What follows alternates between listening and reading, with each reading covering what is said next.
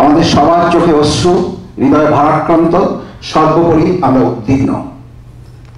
বহমান সময়কে আমরা নিয়ন্ত্রণ করতে পারি না। পৃথিবীতে ভালো মন্দ যাই ঘটুক, আমরা সবাই তার শিকার এবং দিন শেষে সবকিছুকে মাথায় নিয়ে হাঁটি হাঁটি পায়ে পায়ে সামনে এগিয়ে চলা এবং নতুন আশায় সোনালী স্বপ্নে বুক বাঁধার নামই তো জীবন।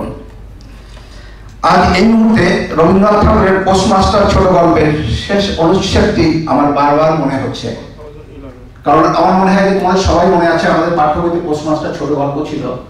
তো পোস্টমাস্টার যখন চলে যাচ্ছে, রতন দাঁড়ায় আছে, নৌকার পাড়ে বাতাস লাগছে, রতনের তখন মনের ভিতর আকাঙ্ক্ষা, আশা, হয়তো পোস্টমাস্টার ফিরে আসবে। পোস্টমাস্টারের মনে হচ্ছে আমি কি ফিরে যাব। ঠিক সেই মুহূর্তে রবীন্দ্রনাথ ঠাকুর শেষ যে অনুচ্ছেদটা, আমার মনে হয় এটা পৃথিবীতে মানে বড় ফিলসফি হিসেবে এটাকে ধরে নেওয়া যায়। আমি সেটাকে একটু বলছি।